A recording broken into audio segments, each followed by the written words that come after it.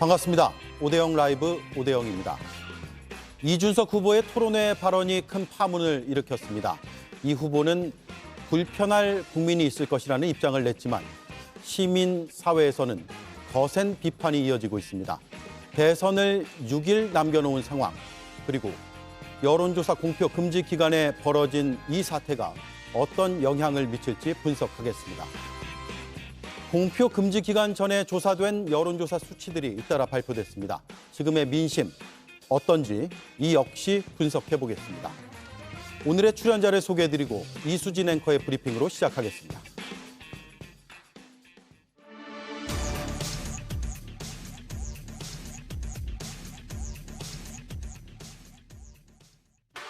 이번 대선의 마지막 토론회 시청률은 총 20.5%였습니다. 국민의 상당수가 TV 앞에 모여서 지도자에 대해서 고민할 때 대선 후보의 입에서 이런 발언이 나왔습니다. 그러니까 민주노동 내 기준으로 여쭤보고 싶은 게, 만약에 어떤 사람이 여성에 대해 가지고 얘기할 때 여성의 어떤 이런 얘기를 했다 그러면 이거는 여성 혐오에 해당합니까? 아닙니까? 그건 뭐 답변하지 않겠습니다. 여성 신체에 대한 폭력 행위를 그대로 입에 올린 건데요. 권영국 후보는 토론을 누가 듣고 있는지 단 한 번이라도 생각했다면 할 수 없는 발상이라면서 이준석 후보가 즉각 사퇴해야 한다고 했습니다. 하지만 이준석 후보는 성범죄에 대한 기준과 가치관을 묻는 게 왜 문제인지 모르겠다고 항변했습니다. 저는 어제 제 입장에서는 그것을 실제 있었던 발언에 대해 가지고 굉장히 순화를 해가지고 질문을 드린 거거든요. 솔직히 그 표현을 어떻게 더 순화할 수 있을지 잘 모르긴 하겠습니다. 예. 성폭력 보도 가이드라인에 따르면 행위의 세부 묘사나 범죄의 방식을 묘사하는 걸 금지하고 있습니다. 폭력의 언어와 인식이 재확산될 수 있기 때문입니다. 문제는 이준석 후보도 이걸 잘 알고 있다는 점입니다. 올해 4월에 고등학교에서 이제 폭력 사건이 발생했는데요. 가해자가 피해자에게 했던 욕설인데 너희 어머니의 뭐 어떤 뭐 이런 얘기를 했다는데, 저는 냉정하게 말해가지고 이거 누가 만든 말입니까? 저는 이렇게 이재명 후보 욕설을 보고 따라하는 거 아니겠습니까? 오늘 이 자리에서 사과하실 의향이 있는지, 그리고 이런 언어가 고조되는 것에 대해 가지고 어떤 대책이 있으신지 궁금합니다. 시민단체의 사퇴 요구가 빗발쳤고 고발도 이어졌지만 이준석 후보는 무고로 맞대응하겠다고 했습니다. 네, 오늘 파문이 상당히 거셌습니다. 이준석 후보를 향해서 현장에서 관련 질문들이 나왔고, 유권자들에게 사과할 생각이 없느냐라는 물음에 이준석 후보는 이렇게 답을 했거든요. 일단 들어보겠습니다. 여성 유권자들에게 사과하실 분 없으세요? 질의응답 중이니까요. 나중에 하겠습니다. 예, 그 발언을 어떻게 순화해야 될지에 대해 가지고 뭐 다른 방법이 없다 이렇게 생각합니다. 2차 피해자는 결국 그 방송을 시청한 전 국민이라는 시각들이고요. 저는 아까 말씀드렸던 것처럼 그에 대해서 어떻게 더 순화해야 될지는 잘 모르겠습니다. 물론 그것을 보시면서 불편한 국민들이 있을 수 있다는 것은 저도 알고 있었고, 그리고 그에 대해 가지고는 제가 심심한 사과를 하겠습니다. 하지만 제 입장에 봤을 때는 그것은 그런 언행이 만약에 사실이라고 한다면은 그것은 충분히 검증이 필요한 사안이다 이렇게 보고 있습니다. 네, 제가 심심한 사과를 하겠습니다. 하지만 이라며 단서를 붙였습니다. 진심 어린 사과가 맞느냐라는 질문으로 이어질 수밖에 없고요. 바로 이기인 의원께 질문을 드리죠. 우선 제가 뭐 질의응답으로 이렇게 답변 드릴 건 아닌 것 같고요. 우선은 방금도 방송에서 보셨겠지만 이준석 후보가 오늘 여의도 유세를 마친 후에 기자들과 만나서 어제 토론에서 불편함을 끼쳐드렸다면 심심한 사과의 말씀을 드린다고 전달했습니다. 저희 개혁신당도 캠프도 마찬가지의 심정입니다. 하지만 이 말씀을 꼭 드리고 싶었습니다. 어저께 소개했던 이준석 후보의 그 사례는 이준석 후보가 했던 말이 아닙니다. 모 대통령 후보의 관계자, 가족이 여기저기 게시판에서 쓴 글을 그대로 소개해 왔던 사례일 뿐입니다. 그것을 그대로 옮겨오는 과정에서 불편을 끼쳐드린 점 저희는 인정합니다. 하지만 이준석 후보가 주장하고 싶었던 것은 왜 정치권에 두 개의 기준이, 두 개의 잣대가 존재하는가입니다. 진보 진영 내에서 특히 오래된 그 성범죄적 인식에 대해서 두 개의 잣대가 아니라 일관된 원칙으로 다뤄야 되지 않겠느냐는 것을 주장할 것이었는데 그 과정에서 시청자들께 불편함을 끼쳐드린 것 같습니다. 윤석열 정부 3년 내내 가족의 리스크 때문에 윤석열 대통령이 박절하게 끊어내지 못하고 여러 논란으로 국정을 어지럽게 했다는 걸 잘 알고 계실 겁니다. 만약에 차기 대선에서 이준석 후보뿐만 아니라 누가 대통령이 돼도 언젠가는 있을 수 있는 리스크라고 생각을 합니다. 단지 이준석 후보는 내 가족이라 할지라도 그런 문제가 생겼을 때 박절하게 끊어내고 처벌할 수 있느냐라는 그 기준을 물으려는 의도였는데 시청자들께 좀 다르게 해석될 수 있다는 부분을 저희 인정을 하고 이 부분을 좀 강조하고 싶다는 말씀을 드립니다. 예. 성친 의원님요. 일단 어제 있었던 일은 방송 사고죠. 지금 우리가 영상 자료를 볼 때 삐 처리를 해야 될 정도로 국민들이 듣지 않아야 할 소리를 듣게 한 겁니다. 그러니까 생방송 TV 토론이었기 때문에 그걸 사전에 막을 수 있는 방법이 사실상 없었던 것이고 이준석 후보는 본인의 정치적 공격을 위해서 전 국민에게 듣고 싶지 않은 이야기를 굳이 듣지 않아도 되는 이야기를 듣도록 강요한 겁니다. 이거는 상당히 폭력적인 행위에 속한다라고 저는 생각을 하고요. 그리고 아까 뭐 이중적인 잣대 말씀하시는데 그런 발언을 한 사람이 있다면 그런 표현을 쓴 사람이 있다면 비판받아야죠. 전 비판합니다. 잘못된 표현입니다. 그런 표현 쓰면 안 됩니다. 저희가 무슨 이중 잣대를 갖고 있다는 거죠. 그거에 대해서 비판하지 못하지 않냐 그런 말을 이끌어내고 싶었던 것 같은데 근데 또 이준석 후보는 갑자기 이렇게 얘기합니다. 그거 이재명 후보와 관련 없는 이야기다. 그냥 인터넷에 떠도는 이야기를 물어봤을 뿐이다라고 또 비겁한 변명을 하고 있거든요. 누가 보더라도 그 질문을 하기 전에 이준석 후보는 이재명 후보의 다른 설화에 대해서 이야기한 다음에 갑자기 그 얘기를 꺼냈습니다. 권영국 후보에게 질의한다고 하면서요. 그렇기 때문에 이 말의 맥락상 사실상 이재명 후보와 관련된 공격을 한다라고 모두가 인식하고 있는 것인데 그거에 대해서 문제 삼으니까 또 이거는 그냥 떠도는 이야기일 뿐이다라고 비겁하게 전 피하는 모습을 보면서 끝까지 당당하지 못하다, 끝까지 정의롭지 못하다는 생각이 들었기 때문에 이것 그 사과 역시 저게 사과인가요? 본인의 잘못을 인정하지 않는 사과가 혹시나 뭐 불편했다면 뭐 심심한 사과의 말씀을 전한다? 저는 제대로 된 사과도 아니고 제대로 된 반성도 안 하고 있기 때문에 이준석 후보는 조금 더 혼나야 된다고 생각합니다. 예. 자, 어제 토론회에서 문제의 성폭력 발언이 나온 이후에 이준석 후보가 계속 입장을 냈습니다. 우선 토론회 직후에 자평을 물었습니다. 그러자 이재명 후보의 토론 매너를 지적했고요. 오늘 아침 라디오 인터뷰에선 일반적으로 인터넷에 있는 발언을 소개한 거다라고 말했습니다. 그리고 소셜미디어에 성범죄에 대한 기준 묻는 것이 왜 문제냐라고 반문하는 글을 올렸고요. 오늘 유세중의 질문을 받자 불편할 국민이 있다는 걸 안다. 심심한 사과를 드린다라는 의사를 밝혔습니다. 자, 국민의힘의 입장도 궁금한데요. 국민의힘에서는 김용태 비상대책위원장은 이준석 후보가 제 옆에 있었으면 혼났을 것이다. 다만 그 발언을 먼저 한 분들도 비판을 받아야 된다라는 입장을 냈고요. 신동욱 선대위 수석대변인은 그건 이준석 후보가 설명할 일이다. 적절하지 못한 발언이다라는 입장을 밝혔습니다. 국민의힘에서 어떻게 보고 있습니까? 네, 해당 사안은 이준석 후보가 지적했던 해당 사항은 이재명 후보와 관련해서 과거에 여성을 대상으로 한 특정 욕설을 했다라는 논란을 좀 지적하고 싶었던 것 같습니다. 다만 그 발언의 원문이라거나 출처를 정확히 확인할 수 없는 부분을 직접적으로 인용을 하다 보니 많은 분들께서 부담스러워하는 다소 폭력적일 수 있는 발언이 노출이 되었었던 것 같은데요. 국민의힘은 이에 대해서 별도 입장은 없는 상황이고요. 다만 대통령 후보 토론회에서는 신중하지 못했다라는 비판들이 좀 있는 상황입니다. 예. 네, 저 이기인 위원께 여쭤보고 싶은데 아침에는 후보가 인터넷에 있는 발언 하나를 소개한 거다 이렇게 얘기를 했고 오후에는 다른 후보에 대한 가족 검증이다라고 이야기를 했어요. 근데 둘 중에 그러면 어떤 게 더 맞는 건지. 그러니까 다른 후보 인터넷에서 떠도는 말이라고만 똑 잘라가지고 얘기하기보다는 그것이 이렇게 연결이 되는 사안입니다. 이재명 후보와 관련된 이야기인 것이고 많은 인터넷에서 찾아봐도 기사도 날 만큼 특정할 수 있는 부분인데 어저께 토론회에서 이준석 후보가 했었던 그 발언의 취지라고 하는 것은 가족들이 연좌제를 져야 된다는 그 책임에 대해서 소재를 이야기하는 것이 아니라 특히 야권 성향, 진보 진영에서 지금까지 박원순 시장이라든지 오거돈 시장이라든지 그리고 또 JTBC에서 단독으로 인터뷰했었던 이윤택 예술감독의 피해자였었던 어떤 그 피해자의 인터뷰에서 나왔던 똑같은 사례도 알 수 있듯이 진보 진영이 계속해서 나는 괜찮고 상대방은 안 된다는 내로남불의 기준이 있었기 때문에 그것들을 지적하다 보니까 저런 표현이 나온 것이라고 저는 말씀드리고 싶습니다. 예. 자, 그런데 후보들이 어떤 기준으로 판단하는 것이냐를 묻고 싶었다면 다른 방식이 있지 않았을까? 왜 꼭 저런 방식이어야 했을까? 라는 생각이 들어요. 그렇기 때문에 그게 잘못됐다는 거죠. 저는 지금 이기인 최고위원이 말하고 있는 뭐 진보 전형의 이중적 잣대 이런 것들이 만약에 사실이라면 비판받을 부분이 분명히 있죠. 근데 그 문제를 지적하는 과정에서 굳이 그 발언을 꺼내야 됐습니까? 굳이 그 발언을 듣기 불편한 사람들, 그 발언이 편한 사람이 어디 있겠습니까? 사실상 모든 국민이 듣고 싶지 않은 이야기를 굳이 꺼내면서 그렇게 자극적인 소재로 활용해야 했습니까?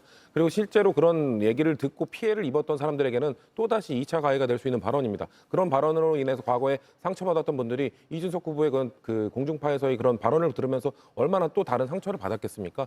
불필요한 이야기를 한 겁니다. 뭔가 여성 혐오에 대한 기준에 대해서 새로운 제시를 하던가 아니면 비판을 하고 싶었다면 충분히 그 표현을 순화할 필요가 없어요. 그 문장을 꺼낼 필요도 없습니다. 그 문장을 꺼낸 것은 여성 혐오 아니면 여성에 대한 공격 이런 것들을 지적하고자 한 게 아니라 그냥 이재명 후보에 대한 정치적 공격을 하고자 했기 때문에 그 단어를 가져온 것이기 때문에 그 문장을 가져온 것이기 때문에 정말 이준석 후보가 여성과 관련된 그런 혐오와 관련된 그 기준을 이야기하고 싶었던 것인지 국민들께서는 그렇게 생각하지 않을 거거든요. 이준석 후보가 정치적 공격을 위해 그 발언을 꺼낸 거라고 보기 때문에 저는 끝까지 지금 뭔가 이 이야기를 하고 싶었다, 다른 이야기를 하고 싶었던 것뿐이다. 그렇기 때문에 그 이야기를 하는 과정에서 이보다 더 어떻게 순화할 수 있는지 모르겠다. 끝까지 변명하고 있는 이준석 후보 다시 한번 생각해보고 제대로 된 사과를 하셔야 된다고 생각합니다. 예.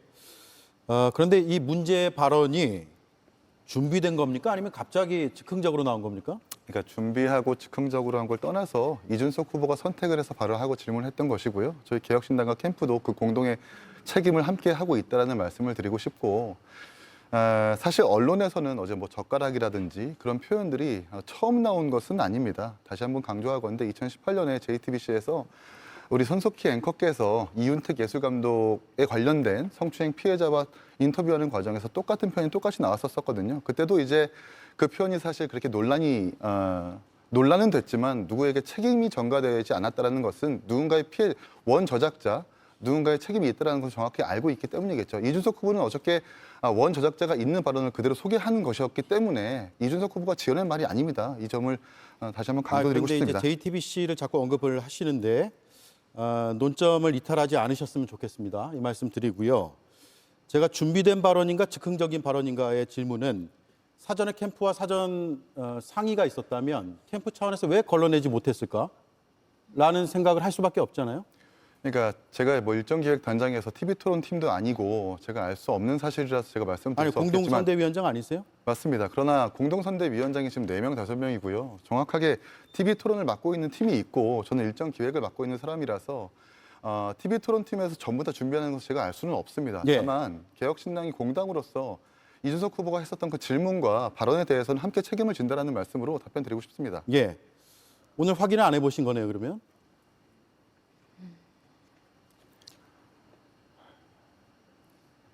어떤 걸 말씀하시는 거죠? 사전에 논의된 사안인가 아닌가에 대한 질문을 드리는 겁니다. 분명히 이준석 후보도 아까 다시 한번 강조드리건데 여의도 유세에서 사과를 드렸던 부분이 있기 때문에 사전에 했냐 안 했냐는 뭐 그렇게 저희에게는 큰 의미가 있다고 생각하지는 않습니다. 이준석 후보가 직접 선택해서 발언했던 질문이라는 걸 다시 한번 말씀드립니다. 네. 알겠습니다. 저희가 성폭력 보도 가이드라인 앞서 이수진 앵커가 짚어줬는데 선정적 자극적 보도 지향이라는 항목이 있고요. 따라서 저희도 앞서 이준석 후보의 어제 토론 발언을 삐처리했습니다. 다 내보내지 못한 점은 시청자들께서 이해하실 수 있을 거라고 생각을 합니다. 네. 국민의힘에서도 있을 수 없는 일이라는 목소리가 나오고 있는데 앞서 이제 백지원 대변인이 말씀하신 건 당내에서는 이에 대해서 특별한 입장을 내지 않고 있다라는 건데 대변인으로서는 어떻게 보고 있습니까? 네, 후보께서는 이제 해당 발언과 관련해서 특정 연예인이 언급되는 이런 여러 가지 상황에서 상처받지 않는 상황이 있었으면 좋겠다라고 말씀을 하셨고요. 뭐 나경원 공동선대위원장 같은 경우에도 대선 후보 토론회에서 하기에는 부적절한 언행이었다라는 비판을 했고 김용태 선대위원장 역시 비슷한 맥락에서의 입장을 낸 바가 있습니다. 이준석 후보는 아마 이재명 후보와 관련해서 그리고 진보 진영의 여성 혐오적인 여러 가지 부분들을 좀 지적하고 싶어서 그런 전략을 사용했던 있었던 것 같습니다만은 정치인의 발언은 또 책임이 따르기 때문에 선택에 따라 따라오는 책임들에 대한 모습들도 보여줘야 하는 상황이 된 것 같습니다. 인용 과정에서 분명히 전략적인 선택이었을 수 있다고 보고 있고요. 그래서 앞으로 이 부분에 대해서 이준석 후보도 문제가 있다고들 이야기를 하시지만 그 정확한 부분들은 사실 진보 진영에 있는 사람들의 여성 혐오적인 그런 면들에 대한 비판도 함께 우리가 해 나가야 될 것 같다라는 말씀을 드리겠습니다. 예. 아까 김용태 비대위원장도 그런 이야기를 했고 지금도 그 민주당의 뭐 진보 진영의 여성 혐오적인 발언 그런 거를 말씀하시려면 저는 명확히 팩트를 근거를 제시하셔야 된다고 생각을 하고요. 그리고 그 김용태 비대위원장이 또 그 얘기를 하더라고요. 그러니까 그 발언을 한 사람도 먼저 비판받아야 된다고 얘기를 하는데 그 먼저 발언을 한 사람과 그 인터넷에 그런 글을 올린 사람은 비판받아야 됩니다. 저희도 지탄합니다. 잘못된 글입니다. 마치 김용태 비대위원장이나 국민의힘의 입장을 들어보면 민주당은 그런 글에 대해서 막 옹호하는 듯한 그런 발언을 해도 된다라고 말하는 듯한 지금 뉘앙스를 풍기고 있거든요. 그런 발언한 사람을 뭔지 보호하기 위해서 민주당이 나섰기 때문에 이중적 잣대를 하고 있는 건 아니냐라는 비판을 하는 것 같은데 그렇지 않습니다. 민주당은 그런 표현하는 사람들, 그런 말하는 사람들 다 비판받아야 되고 혹시나 그 발언으로 누군가에게 상처를 줬다 하면 그 사람은 처벌까지 받아야 된다고 생각합니다. 한 번도 민주당은 그런 발언에 대해서 옹호하거나 동의하거나 이것을 해도 되는 발언이라고 말한 적이 없기 때문에 그런 식의 김용태 비대위원장의 전 발언은 좀 부적절한 해명이었다고 말씀드리고 싶습니다. 예. 정치권 반응들 조금 더 살펴보겠습니다. 앞서 이준석 후보의 발언은 들어봤고요. 국민의힘의 입장도 저희가 그래픽으로 보여드렸고요. 민주당 선대위에서는 차마 입에 담기 어려운 언어 폭력이 나왔다라는 입장을 냈습니다. 들어보겠습니다. 어젯밤 마지막 대선 주자 TV 토론이 있었습니다. 이준석 후보는 끔찍한 언어 폭력으로 국민을 모독하였습니다. 많은 국민들께서 또다시 스트레스를 받으셨을 것 같아 안타까웠습니다. 아이들까지 지켜보고 있는 그 생방송으로 진행되는 그 토론 현장에서 차마 이 자리에서조차도 입에 담기 어려운 발언을 꺼내면서 저열한 언어 폭력을 행사한 것에 대해서는 도저히 용납할 수가 없는 것이 아니냐. 그 후한무치가 곧 젊음은 아닙니다. 네. 자, 민주당에서는 또 다른 입장들도 쭉 나왔습니다. 이재명 후보는 비전과 정책, 희망을 전해야 할 대선이 비방과 험담, 입에 올릴 수도 없는 혐오의 언어들로 채워지고 있다라고 했고요. 김민석 상임 공동선대위원장은 은퇴를 주장했습니다.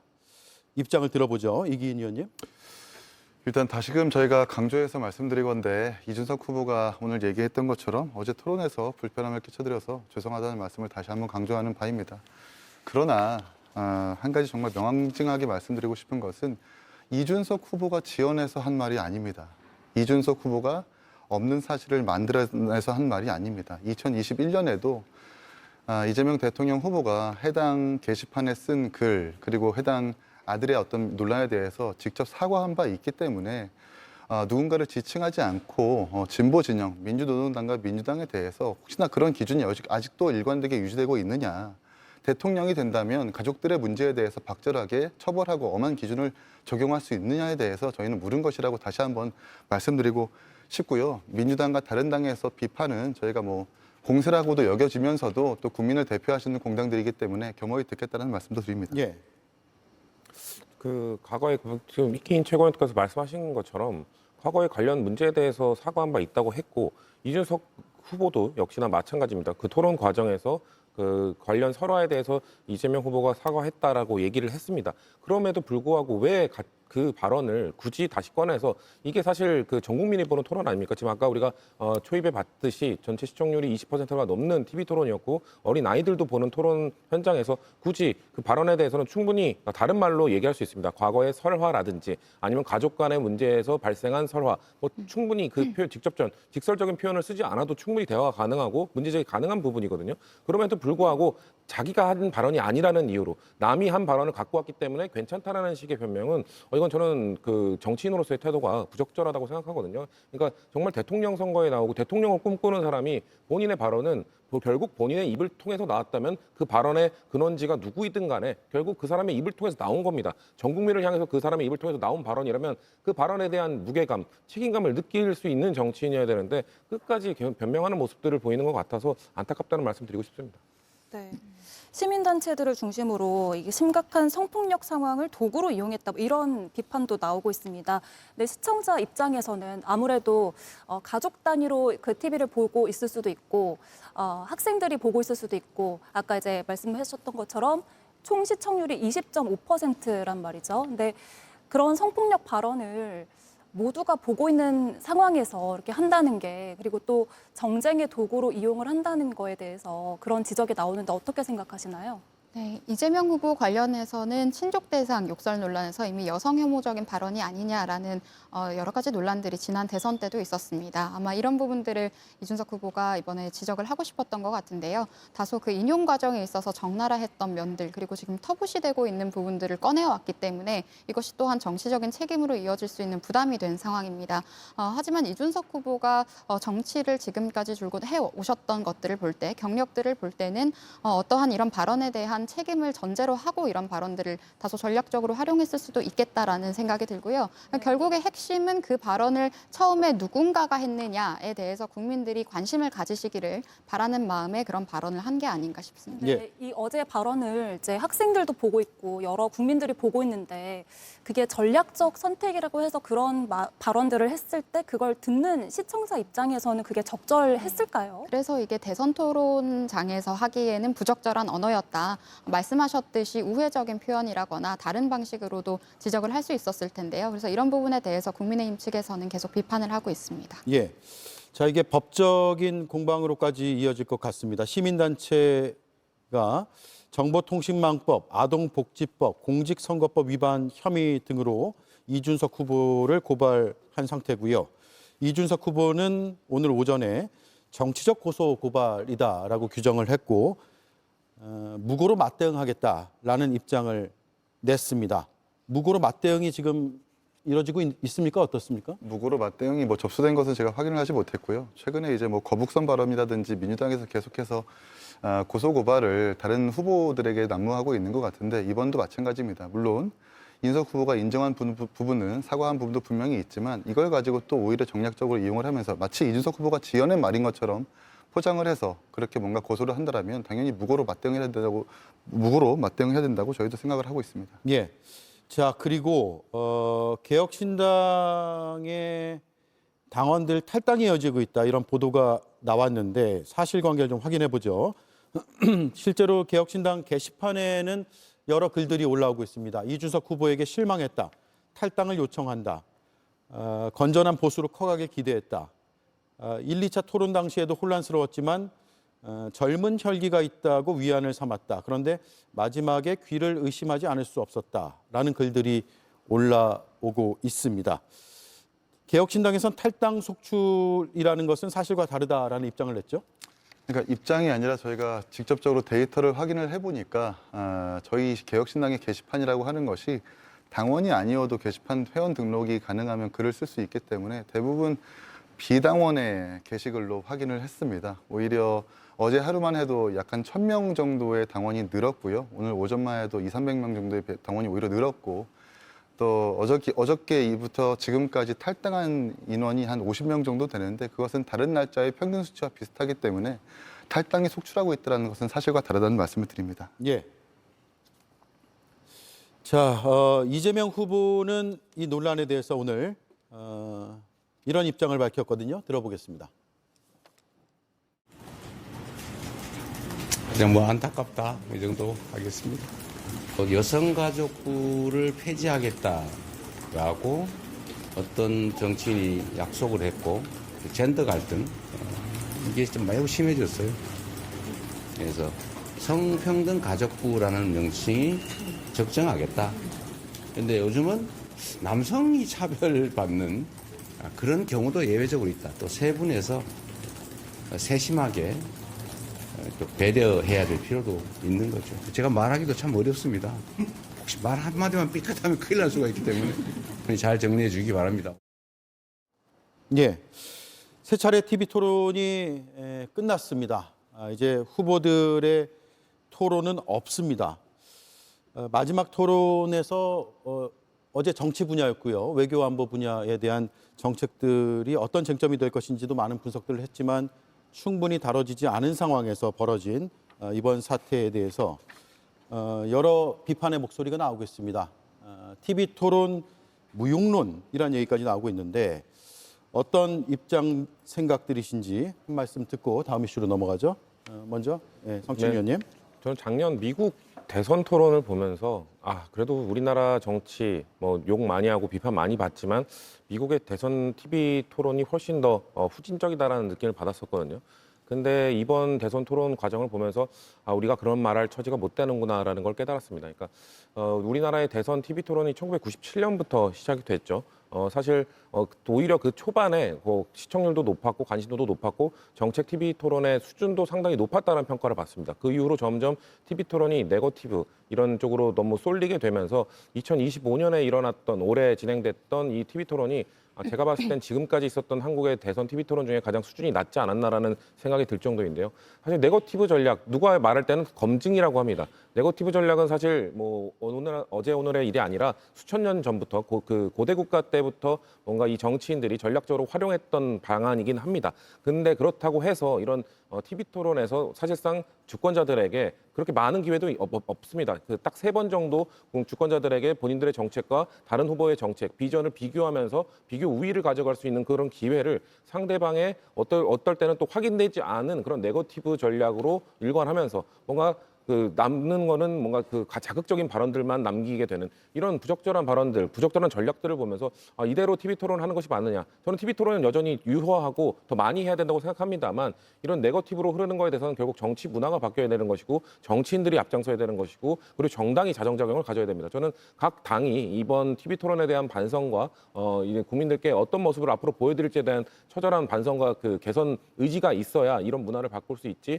계속해서 그냥 이거를 뭐 검증 과정이지라고 터부시한다면은 앞으로 TV 토론에 대한 국민적 관심은 점점 떨어지게 될 것이고 후보자들에 대한 검증 능력은 점점 약화될 것이기 때문에 저희가 다 같이 저희도 민주당도 반성할 부분이 있다면 반성하겠습니다. 다 같이 자성해야 될 부분이라고 생각합니다. 예. 네, 먼저 여가부 폐지 관련해서 말씀을 드리면 여가부 같은 경우에는 문재인 정부 당시 관권 선거 논란도 있었습니다. 그리고 행정 효율상의 문제로 여성가족부를 폐지해야 한다라고 했던 것이지 젠더 이슈를 촉발시키기 위함이 아니었음을 한 번 더 말씀을 드려야 될 것 같고요. 여성가족부 같은 경우에는 다른 부처의 기능을 조각조각 떼어왔다 보니까 행정 효율을 굉장히 저하시켰다라는 것들은 이제 소속 부처 공무원들도 직접 이야기한 바가 있었습니다. 그래서 이런 여러 가지 행정 효율을 고려해서 지난 대선 때 공약으로 나왔었던 내용이고 또 인구부로의 개편 또는 가족부로의 개편 같은 것들은 정치권에서 계속해서 논의가 되어왔던 사안이다 말씀드리겠습니다.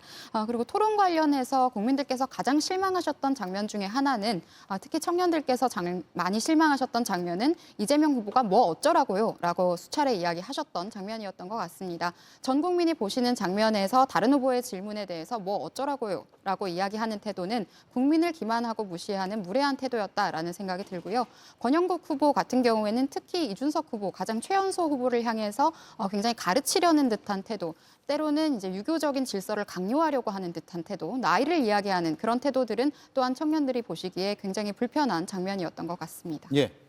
어느 한 명의 후보에 국한하지 않고 3번의 토론만으로 조기 대선에서의 어떤 후보자들의 자질과 검증, 비전과 실력을 다 보여주기에는 역부족이었다는 걸 잘 알고 있습니다. 이번 대선이 끝나고 나서 대통령 후보들의 TV 토론이 어떤 식으로 정립이 되어야 하는지, 어떤 방식으로 진행이 되어야 되는지를 정치권에서 한번 심도 있게 논의해봤으면 좋겠다는 말씀 드립니다. 네.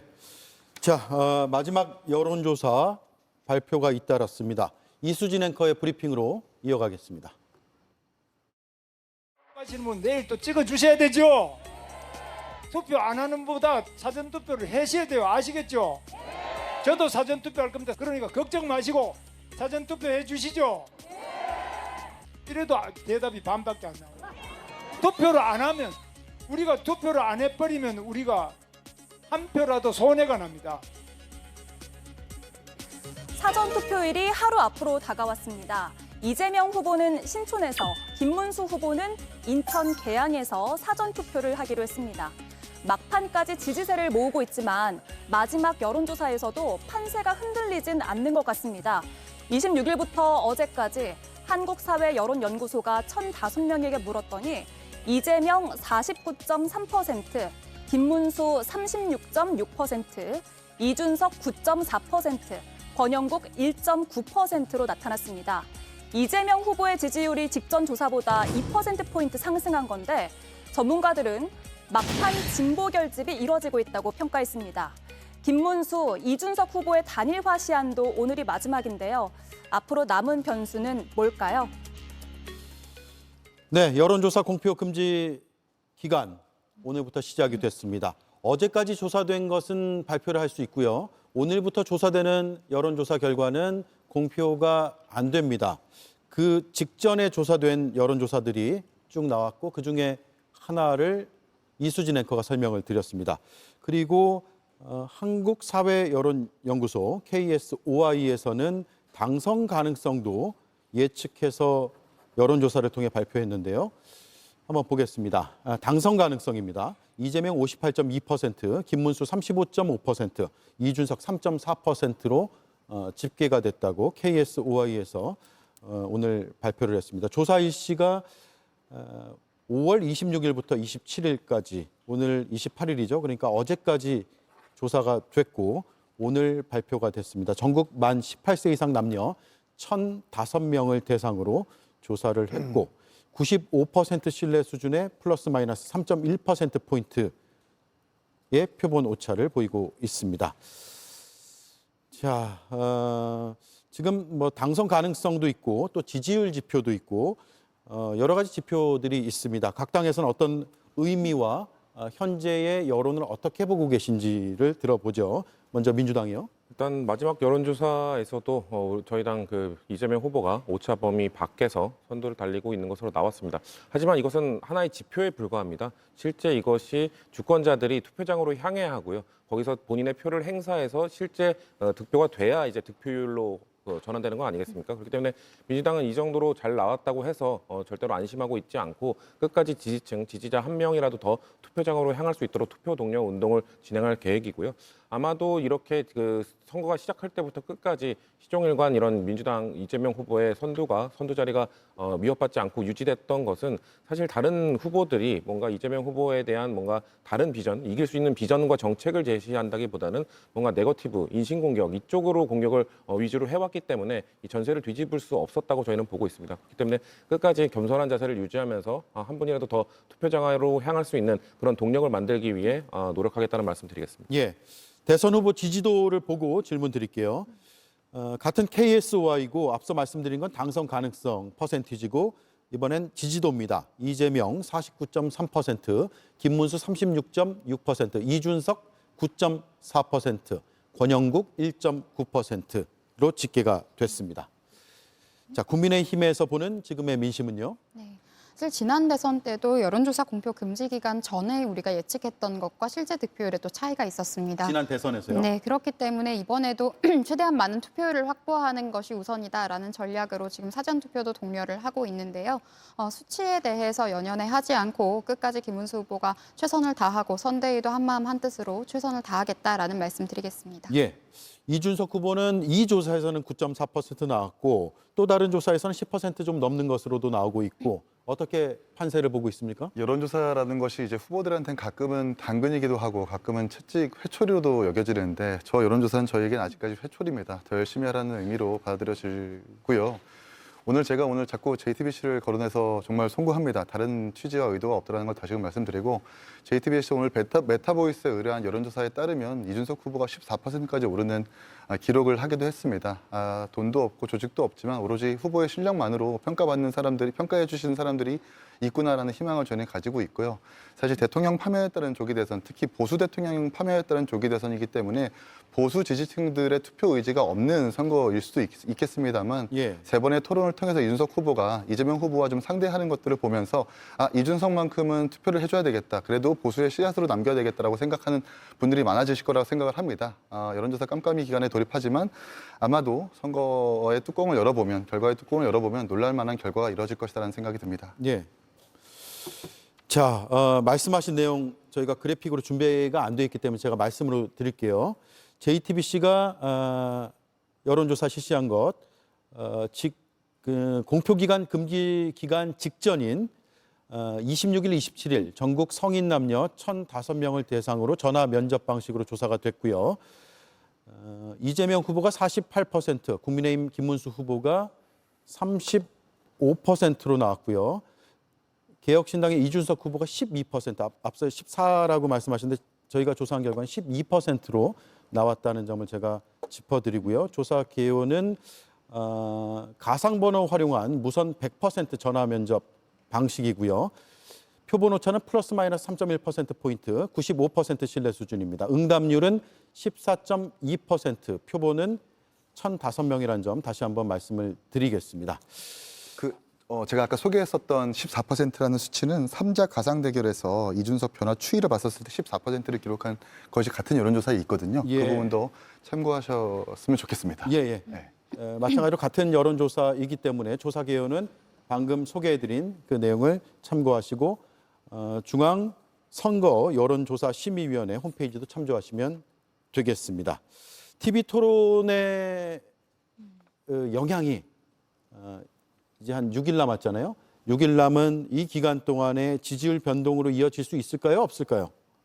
저는 마지막 TV 토론이 그렇게 큰 구도의 변화를 줄 거라고 생각하지는 않습니다.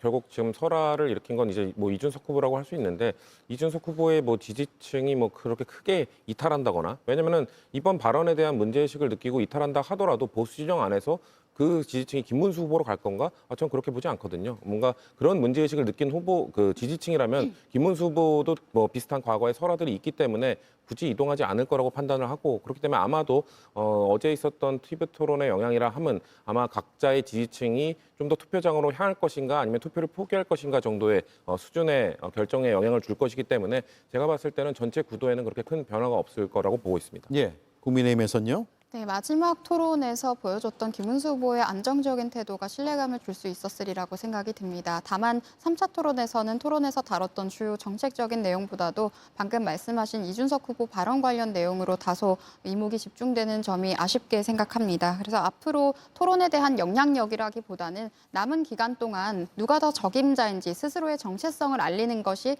승부수가 되지 않을까라고 생각합니다. 예, 앞서 이제 후보들의 발언들을 쭉 들어봤는데 김문수 후보 발언은 잠시 뒤에 듣고요. 자, TV 토론의 영향 어느 정도일까요? 이긴 의원님.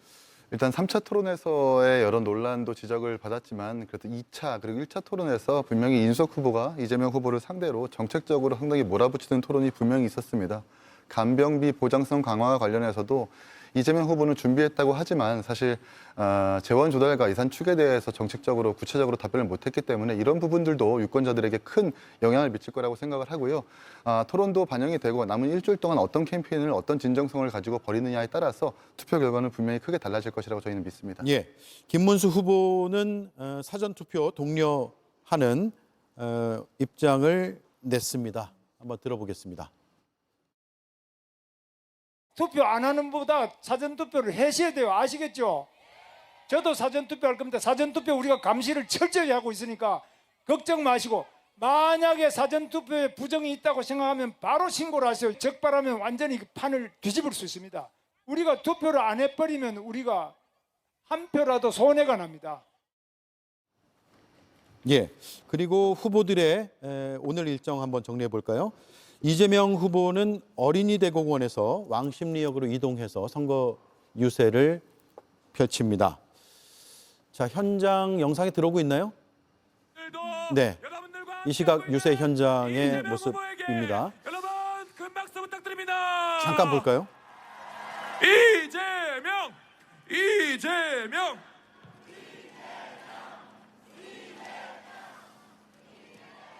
네, 우리 성동 동대문 구민 그리고 서울 시민 여러분 인사드립니다. 이재명입니다. 예. 지금은 네, 이 시각 유세 현장을 잠깐 연결해 봤고요.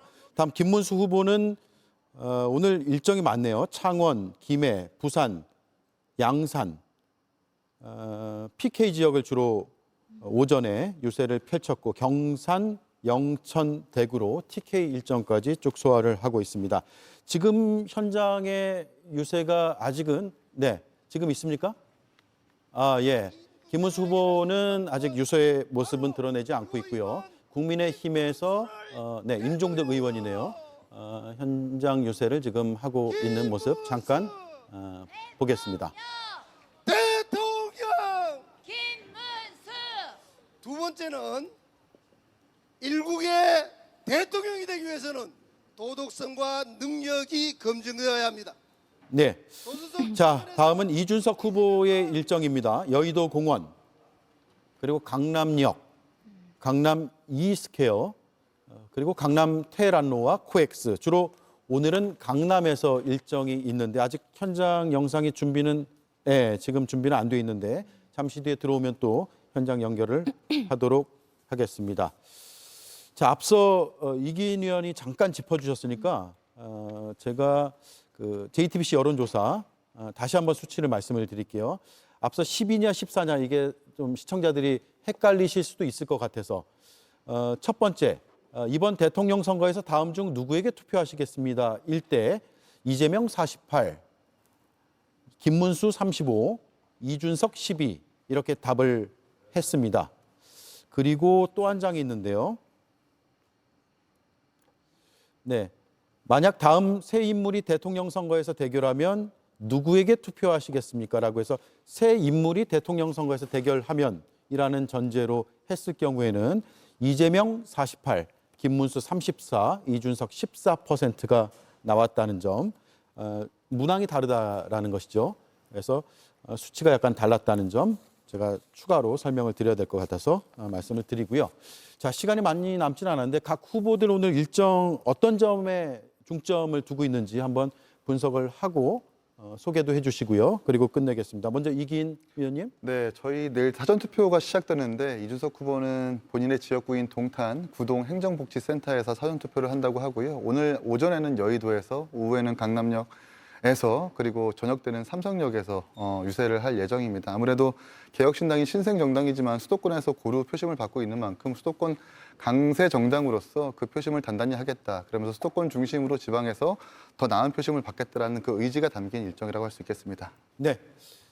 네, 김문수 후보는 내일 인천 계양에서 이재명 후보의 지역구인 인천 계양에서 원희룡 당협위원장과 함께 사전투표를 할 예정인데요. 반 이재명 연대에 대한 정체성을 강화하기 위한 행보로 봐주시면 될 것 같고요. 그리고 오늘은 TK와 PK의 주요 지역을 직접 방문하면서 기존 지지층에 대해서 투표율에 대한 결집을 호소했던 과정에 있었다라고 설명드리겠습니다. 예. 이재명 후보는 내일 서울 신촌에서 청년들과 함께 사전투표를 할 예정입니다. 아무래도 젊은 사람들이 많은 신촌에서 사전투표도 홍보도 할 겸, 왜냐하면 지금 사실 젊은 세대의 투표율이 다른 세대에 비교해서 좀 떨어지는 편이 있거든요. 그러니까 미래의 주역인 청년 세대들이 본인의 그 주권자로서의 뭔가 권리를 행사하는 거에 있어서 사전투표라는 제도가 얼마나 좋은 제도인지, 그리고 또 지금 평일에 진행되기 때문에 이전보다는 조금 떨어질 수도 있다라는 그 우려들이 있거든요. 그런 것들을 다 감안해서 청년들에게 사전투표를 알리고 함께 그 투표를 진행하면서, 그러면서 또 청년들에게 우리가 지금 같이 내일 아마도 사전투표하는 학생들은 그 20대 초반의 학생들로 윤석열 정부만 경험했습니다. 성인이 된 다음에. 그렇기 때문에 그런 청년들에게 우리가 정말 청년들이 살기 좋은 세상을 만들어주겠다는 약속도 함께하면서 그런 의미를 담아서 신촌에서 사전투표를 진행할 예정입니다. 예, 사전투표 첫날 투표 예정을 다 짚어주셨는데 다시 한번 제가 설명을 드릴게요. 이재명 후보는 서울 신촌에서 첫날 투표할 예정이고요. 김문수 후보도 첫날 인천 계양 이재명 후보의 국회의원 지역구에서 투표를 한다는 계획이고, 이준석 후보는 자신의 지역구네요. 경기 동탄에서 사전투표를 할 예정이라는 점을 짚어드리고 마치도록 하죠. 오늘 두 가지 이슈, 크게 보면 대선 관련된 전반적인 이슈를 쭉 다룬 것 같습니다. 모두 수고 많으셨습니다. 고맙습니다.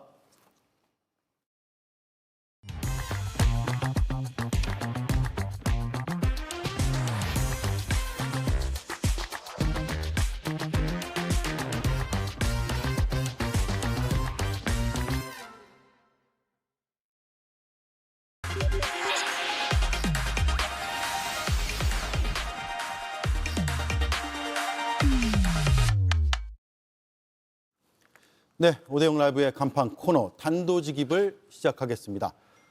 수요일에 정치고수 두 분입니다. 김병욱 더불어민주당 선대위 금융자본시장위원장, 김성태 국민의힘 선대위 국민소통위원장이 나와 있습니다. 어서 오세요. 반갑습니다. 네, 안녕하세요. 예. 자, 단도직입의 주제 이수진 앵커가 정리하겠습니다. 마지막 대선 토론이 끝나자 토론에 참여했던 후보의 입에서도 이런 말이 나왔습니다.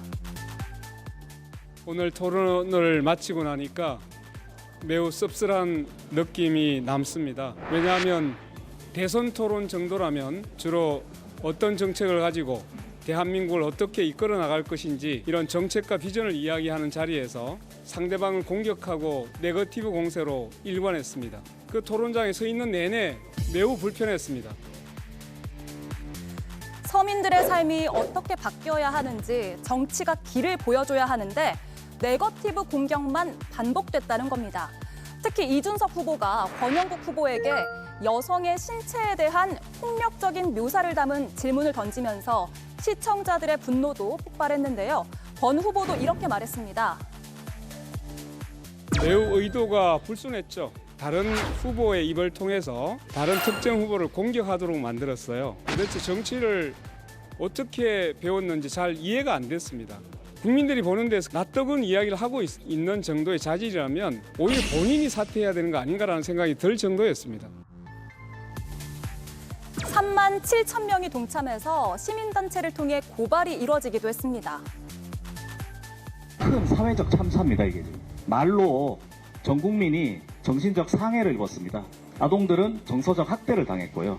생중계였기 때문에 피할 수가 없었습니다. 성폭력 발언이 난무했던 어제의 토론. 우리 정치사에 무엇을 남겼을까요? 네, 우리 정치사에 무엇을 남겼을까요? 역대 최악의 토론이었다라는 평가도 나오는데 그렇게 보고 있는지 아니면 생각이 다른지 한번 질문을 드려보죠. 역대 최악이었습니까? 네, 저도 그렇게 생각합니다. 네. TV 토론이라는 것이 국민의 대통령 선택권을 보장하기 위해서 각 당과 후보가 어떤 시대 정신을 갖고 시대 정신에 맞는 비전을 설계를 하고 그 비전을 달성하기 위해서 어떤 정책적 수단을 강구하고 그 정책이 이루어지기 위해서 어떤 리더십을 통해서 구현할 거냐 이런 것들을 쭉 국민들에게 설명하는 과정이어야 되는데 네. 이번 1, 2차도 그랬고 특히 3차 토론회를 보면서 증오와 혐오를 불러일으키기 위해서 여성의 성기를까지도 거론하면서 예. 이런 정말 방송에서는 하지 말아야 될 그런 표현까지 총동원해서 그것도 상대방이 아닌 다른 후보의 입을 빌려서 공격을 하게끔 유도를 하는 그런 과정을 보면서 야, 대한민국 정치가 정말 이 정도까지 떨어졌을까라는 생각을 했습니다. 사실 이게 생방송이기 때문에 국민들이 채널의 선택에 자유도 없는 거고 다 똑같은 게 직접 제공이 되는 거 아니겠습니까? 네. 그에 맞게끔 후보는 적절한 단어와 절제된 언어를 쓰는 것은 기본 자질이죠. 우리가 녹화 방송이라든지 인터뷰하고 다른 거 아니겠습니까? 예. 그러면 각 후보가 사전에 TV 토론에 준비도 하고 이랬을 텐데 저런 정말 상상하지도 못할 단어를 구사했다는 것은 사실 사전에 준비된 언어라고 볼 수밖에 없는 거거든요. 그래서 아마 그렇게 도발적으로 그런 언어를 구사함으로 인해서 특정 후보의 과거의 그런 것들을 떠올리게 만들어서 이번 선거에 뭔가 하나의 변곡점을 만들려고 하는 그런 시도였던 것 같아요. 예. 근데 그 시도가 지금 현재까지는 역풍으로 다가서고 있는 거죠. 어쨌든 그런 시도가 옳다 그르다를 떠나서 전 국민이 바라보는 생방송, 특히 어린아이까지 학교에서 공부를 하는 학생들까지 그 방송을 볼 수도 있지 않습니까?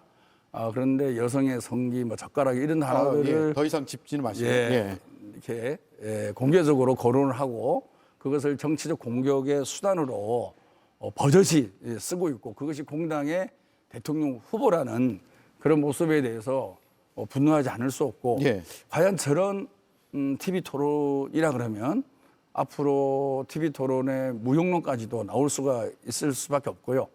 TV 토론회가 근본적으로 재손질돼야 된다. 네. 그런 생각도 한번 했습니다. 예.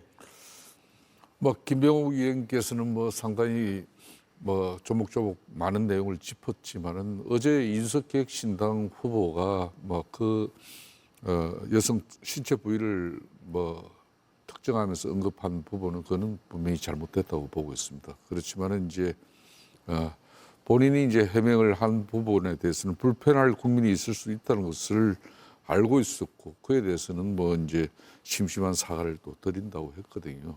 그러니까 이제 그렇지만은 이제 그런 언행 자체가 사실이라고 하면은 그것은 이제 충분히 검증되어져야 된다는 것이고 자신은 어제 이제 TV 3차 이제 이 토론에서 전 국민들 앞에서 그 내용을 이제 검증해내기 위해서 이제 뭐 저런 표현을 비유를 통해 가지고 했지만은 그렇지만 적절을 하지는 않았습니다. 그렇다고 해서 좀 민주당 입장에서도 이걸 마치 뭐 그냥 본질은 다 덮어버리고 이준석기획신당 후보가 뭐 저런 뭐 성적 그런 뭐 문제가 발언이 될 수도 있는 그런 부분만 가지고 저렇게 오늘 뭐 후보 사퇴하라고 그러고 뭐 총공세를 펼치고 있는 그런 부분은 저는 또 이거는 너무 또 가하다. 예. 또 그런 측면에서 본인은 이제 이준석기획신당 후보 같은 경우는 전 국민이 다 지켜보는 이 TV 이번에 후보자 토론 같은 경우는 이 보통 일상적인 정상적인 대통령 선거 때는 5번을 해요. TV 토론을. 그러니까 이번 조기 대선 같은 경우는 3번밖에 하지 못하거든요. 네. 더군다나 상대적으로 이제 이재명 지금 현재 후보 같은 경우는 민주당 자체가 선거 캠페인일 정도로 이미 뭐 거의 뭐 자명한 후보였는데 이 후보 공약집 같은 경우도 어제 냈어요. 불과 일주일 앞두고 후보 공약집을. 예. 그러니까 후보의 정책과 비전 어떤 그런 메시지가 읽혀질 길이 잘 없었기 때문에 이 TV 토론은 정말 중요한 건데 그런 이제 많은 또 우리 사회 전체적으로 또 그 후보의 자질 그리고 도덕성 이런 부분에 대해서는 정말 크게 우려하고 있는데 거기에 대해서 이재명 후보는 지금 정확하게 대국민 어떤 사과라든지 또 그런 부분에 대해서 앞으로 국민 통합에 대한 그런 여러 가지 우려. 가정에 저는 뭐 화합도 이뤄내지 못하는 부분을 가지고 어떻게 국민 통합을 이뤄낼 것인가 하는 그런 국민적 우려에 대해서 그 우려를 불식시키는 그런 TV 토론에서의 의지가 나와야 되는데 그 부분은 그냥 슬쩍 그냥 넘겨버리고 그런 식이었거든요. 저는 그런 부분에 대해서 좀 어제 TV 토론, 이거는 뭐 전체 후보 어느 누구에도 도움 안 되는 토론이 있다 이렇게 보고 있습니다. 예. 자, TV 토론이 1997년 대선 때부터 도입이 됐고요. 유권자들이 직접 보고 직접 판단해보자라는 취지였습니다. 저도 과거의 TV 토론 쭉 생각해 보면 그 TV 토론에서 뭐가 쟁점이었고 각 후보들이 무슨 논리와 또 공약의 근거들을 가지고 토론했는지가 기억이 나거든요. 1997년 김대중, 이회창 후보의 TV 토론회 때는 제가 알기로는 IMF 문제와 또 경제 문제가 굉장히 뜨거웠던 걸로 기억을 하고 있고 2002년 대선 TV 토론은 노무현, 이회창 후보, 권영길 후보도 있었죠. 이렇게 토론을 했는데 당시 기억하기로는 행정수도 이전 문제, 이거 그 수도권 과밀화 해소인가 아닌가, 또 이걸 하게 되면 지역 특히 수도권에 공동화 현상이 일어나느냐 아니냐 이런 것들을 굉장히 깊게 파고들어서 유권자들이 선택하는 그런 계기가 됐었고요. 그 뒤에도 박근혜 문재인 두 후보의 2012년이죠. 12년 대선 때 모습도 기억이 납니다. 물론 그때도 상대 후보에 대한 뭐 검증이라는 이름으로 어느 정도의 네거티브가 있었던 것도 사실이긴 하지만 이번에는 너무 심한 것 아니냐라는 생각을 지울 수는 없는 것 같다는 분들이 있습니다. 어떤 책임, 그러니까 누구에게 이런 책임이 있다고 보세요? 제가 보기에는 지지율 격차가 벌어지다 보니까 무리수를 두는 것 같습니다. 예. 지지율 격차가 물론 여론조사가 다는 아니지만 엇비슷하면 되게 국민의 눈높이에 맞추려고 노력하고 조그만 실수가 있어도 치명적인 타격을 입을 수 있는 거 아닙니까? 그런데 지지율이 좀 벌어지다 보니까 좀 포기한 듯한 그런 모습도 있고 뭔가 큰 거 한 방 터뜨려서 이 전세를 뒤엎지 않으면 현실적으로 어렵다라는 전략적 판단 하에 저런 무리수를 둔 거고 사실 어떻게 보면은 방송을 빙자한 어느 폭력 아니겠습니까? 정말 있을 수도 없는 그러면서 이제 큰 노이즈를 일으켜서 마치 뭔가 새로운 이슈를 만들어내려고 하는 인위적인 그런 모습인데 역풍으로 지금 다가서고 있는 거죠. 그만큼 국민의 이제 수준이 상당히 올라와 있고 저는 이제 거론되는 것들은 이미 과거의 이 지지율의 상당 부분 이제 반영된 측면도 있고 그래서 지지율 격차로 인한 2, 3등 후보로서는 할 수 있는 유일한 방법이 네거티브 아닐까라는 생각을 많이 합니다. 사실 지금 대선에서 가장 중요한 것은 12.3 비상계엄으로 무너져 내린 대한민국의 헌정 질서를 어떻게 하면 회복할 수 있을까? 그게 가장 큰 주제가 되거든요. 그런데 국민의힘 후보는 아직도 그 부분에서 12.3 비상계엄과 탄핵에 대해서 명확한 반성과 대안을 내놓고 있지 않다 보니까 이게 크게 국민들로부터 함께 뜻을 모으는 그런 토론회가 안 되고 있고요. 그리고 지금 경제가 아주 어렵지 않습니까? 특히 이제 트럼프가 들어서고 나서 미국 중심의 보호무역지, 특히 관세를 동원한 무역전제, 이런 부분에서 우리가 어떻게 대처할 것인가. 미중 패권 경쟁이 계속되고 있는데 특히 중국의 추격이라기보다 이제는 우리를 잡았다고도 표현할 수 있는 건데요. 그런 문제라든지 내수경제 살리는 문제라든지 다양한 정말로 우리가 깊이 있게 고민해야 되고 그런 답을 찾으려고 노력하는 모습 자체가 국민들에게 책임지는 정치 모습 아니겠습니까? 그런 것들은 사실 이제 온데간데 없고 주제는 분명히 이 경제, 사회, 정치 구분되어 있음에도 불구하고 네거티브를 동원해서 주제와 관련 없는 질문을 해나가고 이런 모습을 보면서 정치의 수준이 왜 이렇게 올라가지 않을까라고 생각하고 있고요.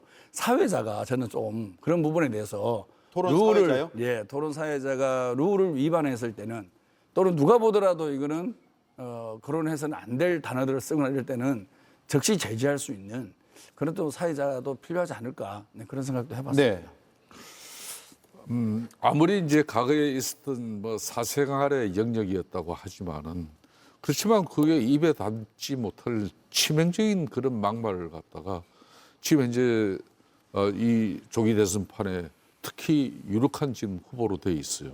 이재명 후보는 지금 민주당이 자랑스럽게 내선 후보인데 문제는 그런 사생활의 영역이고 과거에 있었던 치명적인 막말이었지만 그런 언행이 그게 사실로 그렇게 진짜 전 국민들이 다 알 정도로 그게 해자되고 돌아다니고 있다 그러면은 이것도 대한민국 앞으로 일국의 대통령이 되는 사람의 자질 도덕적인 측면에서 그걸 그냥 우리 온 국민들이 그 이런 옛날의 사생활의 영역이고 어느 가정이든 좀 불편할 때 그런 시절이 있는 거다.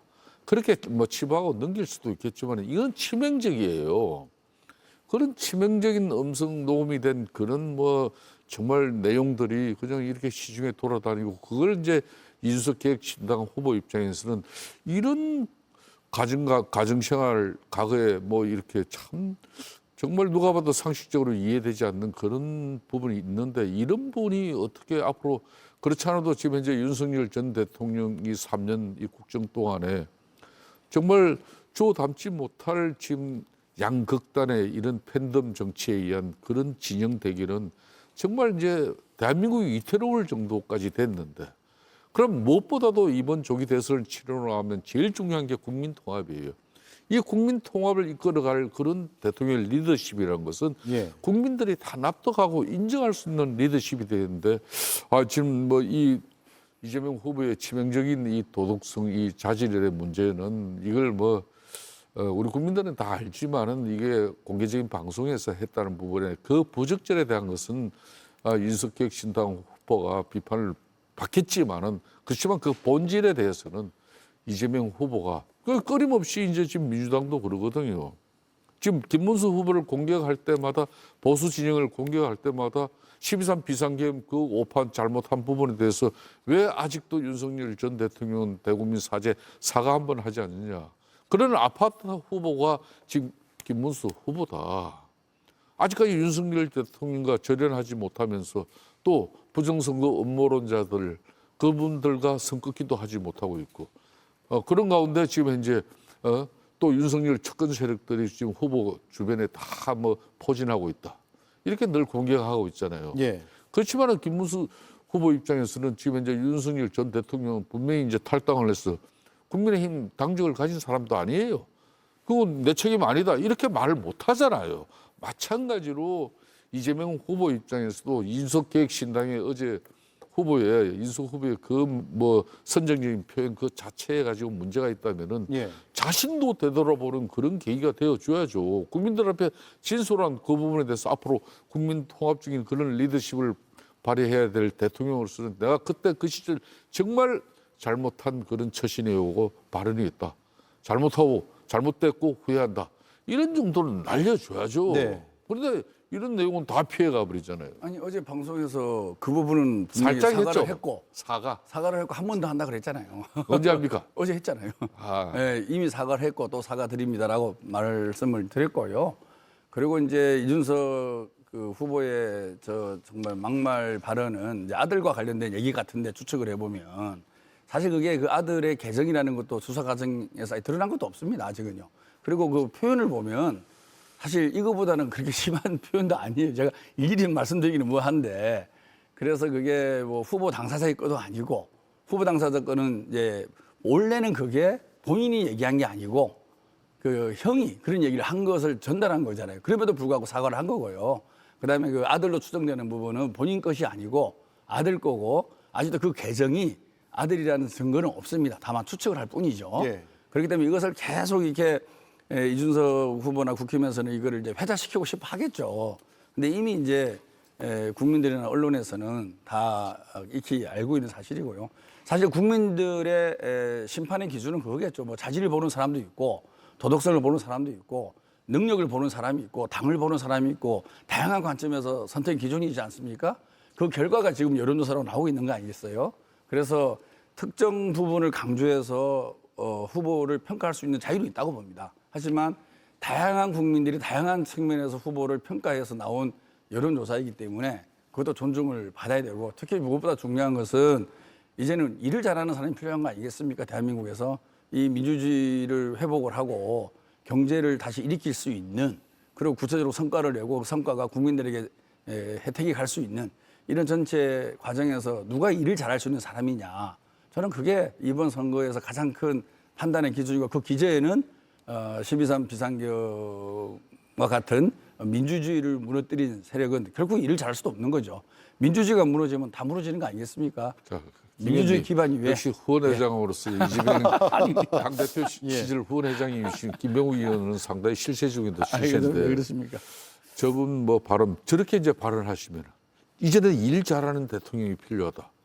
그렇게 이제 민주주의를 후퇴시킨 그런 세력들이 다시 정권을 잡는 부분에 대해서 아주 강도 높은 비난을 지금 일삼고 있거든요.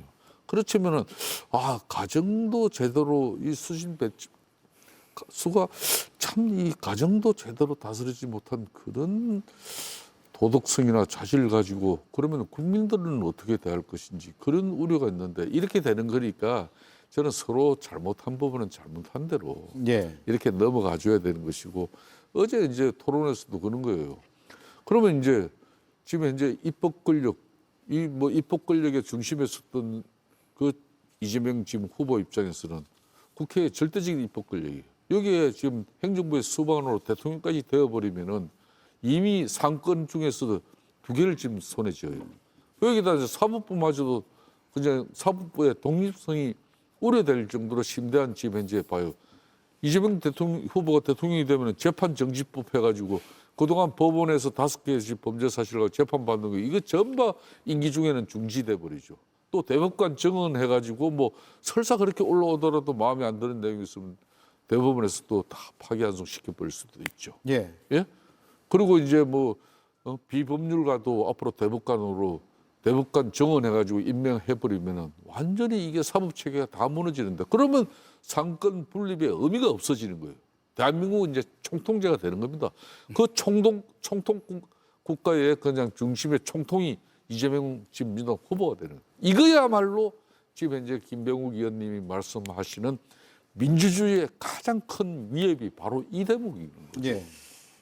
사실 국민들이 들으면 일견 맞을 것 같은 생각, 맞을 거라고 생각하는 국민들도 이야기예요. 있겠지만 제가 말씀을 드려볼게요. 그러면 대한민국은 항상 여소야대여야 됩니까?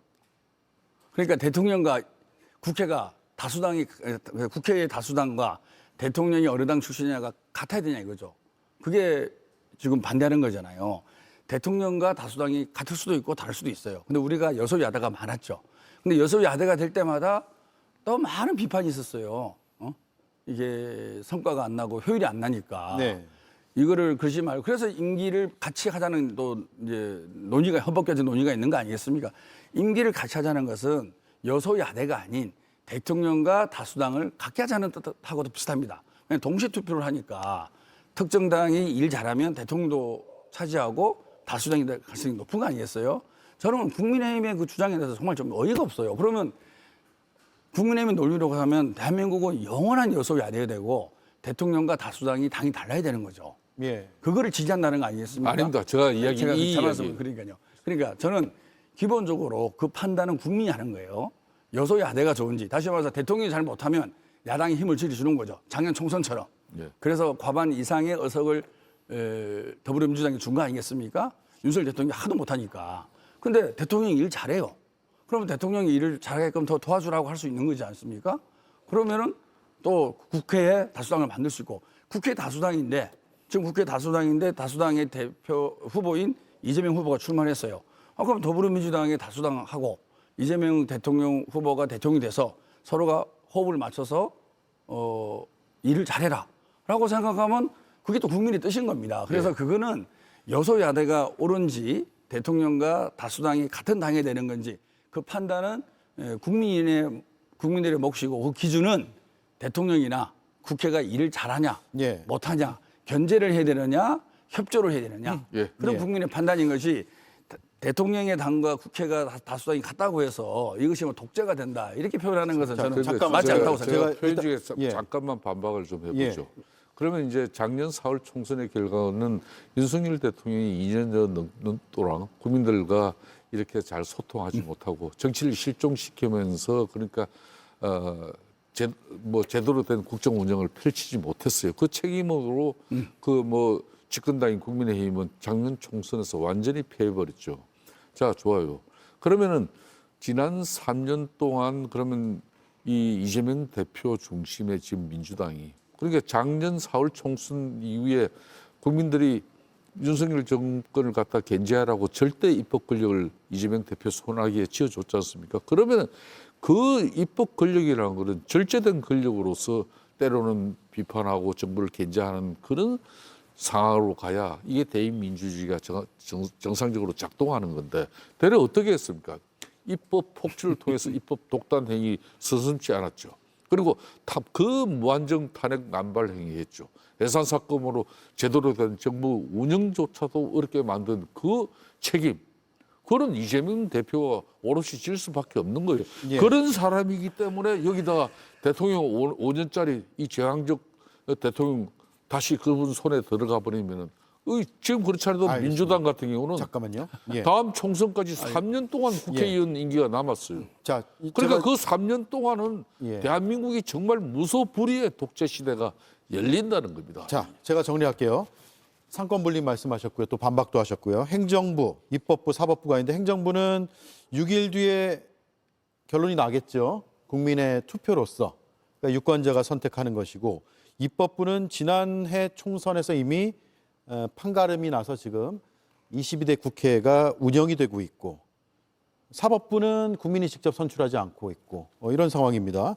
행정부에 대한 그러니까 어떤 대통령을 뽑을 것인가는 내일부터 시작되는 사전투표와 6일 뒤 본투표까지 해서 결론이 나면 되는 것이니까 그건 지켜보죠 뭐. 그렇죠. 만약에 이제 그 말씀이 맞다면 설득력이 있다면은 또 국민들이 다른 선택을 할 것이고요. 김 의원님 말씀을 내가 그걸 반박한 거니까 그래서 그러면 다시 주제를 넘기시죠. 예.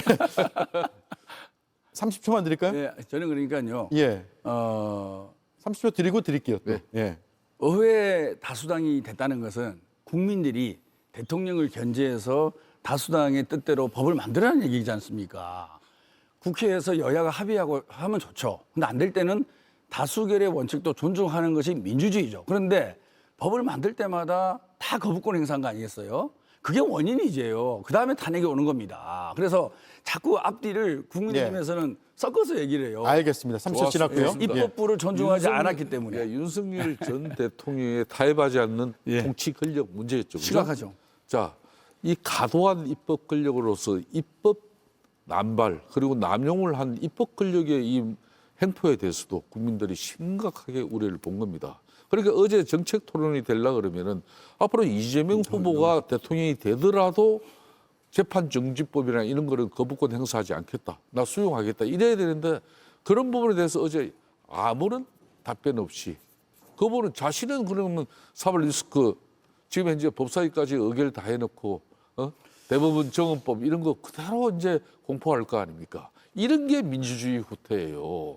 자, 여기까지 하고 넘어가시죠. 재판중지법은 이제 헌법 84조의 소추에 대한 해석이 분분하고 소추의 해석을 왜 소추가 민주당 이제 다수 입법 권력이 왜 그 해석을 합니까? 아니, 그러니까 소추가 수사, 기소, 재판 다 해당되는 썰이 있고 수사와 기소는 소추고 재판에 해당 안 된다는 썰이 있는데 소추에 재판에 해당 안 된다가 통설이라고 저는 알고 있습니다. 근데 분분하니까 그런 입법적 그러니까 해석 또는 입법적 미비를 법률로 보완하기 위한 입법인 거지 그게 입법 독재가 아니에요. 그러니까 김인님 84조를 해석을 잘하자는 거예요. 작년 사흘 이후에 그 무지막지한 입법 권력을 통해서 그 입법 권력이 절제된 입법 권력입니까? 안 그러면은 정말 독단과 전행을 일삼은 그런 입법 권력입니다. 알겠습니다. 여기까지 하죠.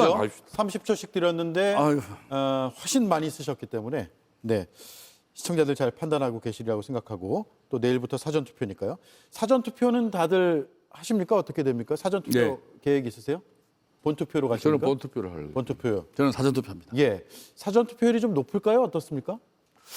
내일 저는 이번 같은 경우는 본투표가 높을 것 같은데 그런데 재거주자 투표 같은 경우는 보니까 거의 80% 가까이 지금 뭐 접근을 했던데 그만큼 지금 대한민국의 대통령이 조기 대선에 대해서 해외 동포들까지도 큰 관심을 가지고 있거든요. 예. 그걸 비추어 보면은 이번 뭐 사전 투표뿐만 아니라 본 투표까지도 예상을 뛰어넘는 투표율이 나올 수 있습니다. 해외 거주자들은 사실 이번에 비상계엄을 통해서 대한민국의 순간적인 추락에 대해서 많은 걱정들을 했죠. 특히 해외 나가면 다 애국자라 그러지 않습니까?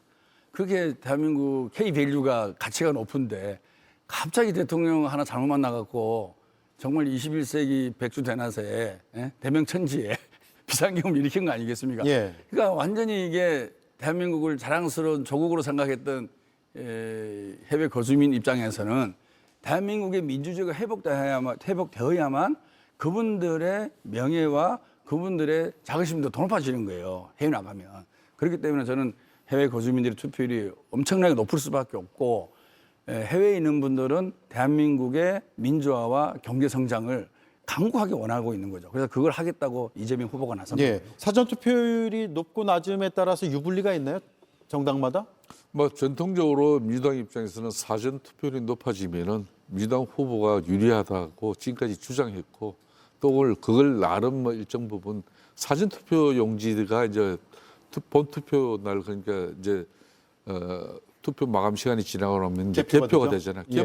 개표될 때 제일 먼저 이제 부재자 투표한 거하고 사전 투표한 이런 내용대로 절차대로 주로 많이 진행되다 보니까 사전 투표가 많아지면 민주당이 유리하다 그런 주장을 펴는데 그렇지도 않았어요. 지난번 대선 같은 경우는 되려 윤석열 대통령이 그런 민주당의 주장과 예상을 뒤엎고 윤석열 당시 후보가 됐거든요. 그렇기 때문에 이번 뭐 사전 투표가 높고 또 해외 교포 투표율이 높다고 해서 그걸 전부 민주당 이재명 후보의 지지가 절대적이기 때문에 그렇게 해석하는 거는 아마 뭐 우리 김배국 의원님이 후원 회장이시니까 충분하게 이해를 합니다. 예, 반론 듣죠.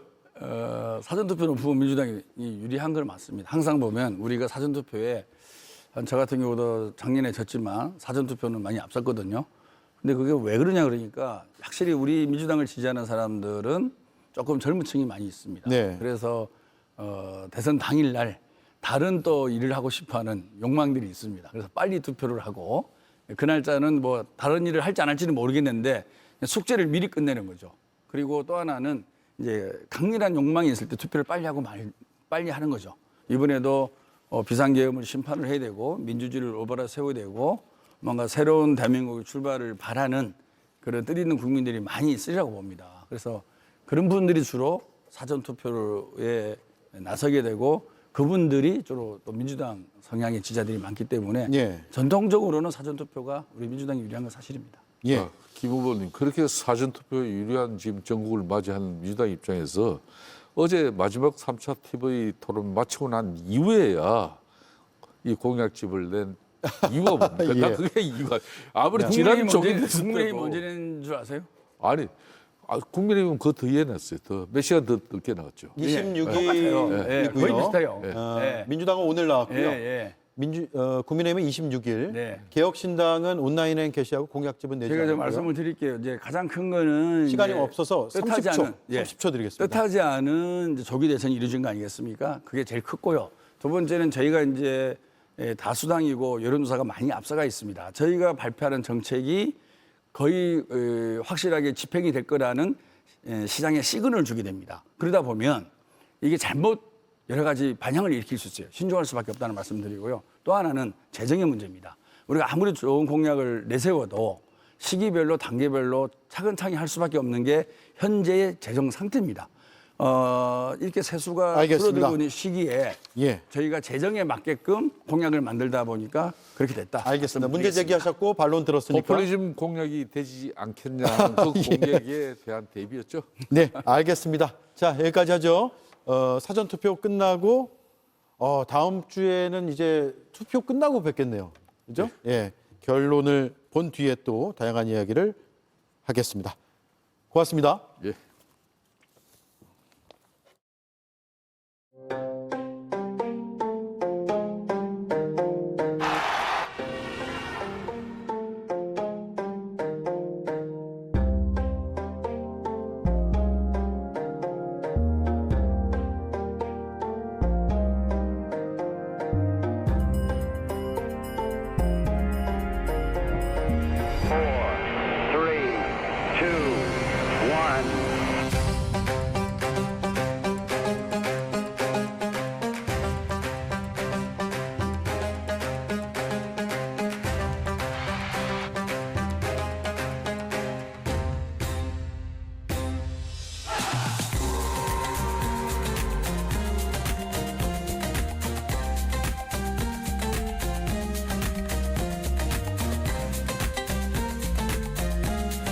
이제부터 진짜 대한민국이 시작됩니다. 압도적 새로움. 개혁신당과 이준석 후보가 내건 선거 구호입니다. 지난 세 차례 TV 토론에서 어떤 압도적 새로움을 보여줬는지에 대해 여러 견해가 있습니다. 어제 토론회에서 한 성폭력적 발언은 결코 압도적이지도 새롭지도 않았다는 비판이 쏟아지고 있습니다. 2022년 대선 때 국민의힘 대표로 윤석열 정부 탄생에 큰 역할을 했고 그 뒤 윤핵관을 겨냥해 양두구육이란 한자 성어를 꺼내들었던 이준석 후보. 3년이 지난 지금 압도적 새로움은 또 다른 의미에서 양두구육이 아니냐는 물음에 직면해 있습니다. 앵커 한마디였습니다. 닌자 블라스트. 컴팩트하면서 조용하고 강력하게. 무선 블렌더 닌자 블라스트. 마사지는 내 몸에 맞춤, 디자인은 내 취향에 맞춤. 세라젬 파우제 피팅 서비스. 안마 의자를 핏하게 쓰는 새로운 시대. 세라젬 파우제. 이런 건 어렵게 찾을 필요 없고 이건 줄 설 필요 없고 이제 쉽게 살 거야. 언제 뭐 어렵게 사셨나? 짧은 인생 더 짧아지고 싶어? 짧은 인생을 좋은 것으로 컬리. KB 차차차가 좋은 차 좀 밝힙니다. 누구나 한눈에 알아보게. 좋은 차 진하게 밝혀주는 KB 스타필. KB 차차차에서 만나세요. KB 캐피탈. 네, 오늘 밤 11시 시사토론 논쟁이 생방송으로 진행됩니다. 내일 사전투표가 시작되니 각 캠프 관계자가 참여하는 최후 토론이 되겠습니다. TV 토론이 토론인가 비방전인가를 주제로 대선 토론을 토론한다로 준비했습니다. 정책 검증도 함께 할 예정입니다.